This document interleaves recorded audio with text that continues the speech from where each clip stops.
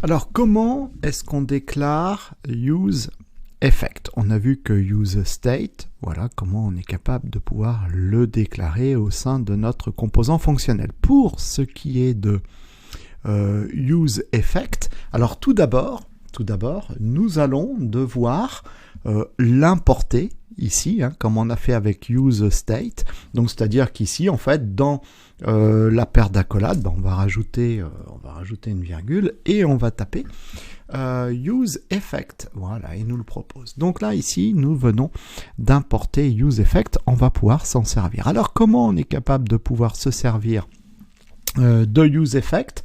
Eh bien, voilà, il suffit tout simplement de le déclarer. Alors, il ne me le donne pas ici. useEffect, voilà, c'est bon. Notre petite fonction useEffect va prendre deux paramètres. Le premier paramètre, c'est une fonction anonyme ou une fonction de callback. Ce qu'on peut faire, c'est par exemple, voilà, comme ça, une fonction fléchée, donc avec sa paire d'accolades pour dire, mais en fait, c'est quoi? Qu'est-ce qui se passe ici? D'accord? Ça, c'est des instructions. Bon. Ça, c'est là où les instructions qui vont se passer. Ça, c'est le premier argument. On pourrait laisser comme ça. C'est possible. Par contre, ce qui va se passer, c'est que si on fait comme ça, qu'on demande à apporter des modifications quelque part, bien en fait, à chaque fois qu'on va devoir, je sais pas, reloader la page, reloader une partie de la page, systématiquement les instructions ici vont se jouer. Alors que le principe de React, ce n'est pas de jouer systématiquement les instructions, c'est de les jouer à la condition qu'il y ait une modification. S'il n'y a pas de modification, l'idée c'est de ne pas jouer. Donc, dans ce cas, nous allons rajouter ici un deuxième argument. Ce deuxième argument, c'est un tableau. Voilà.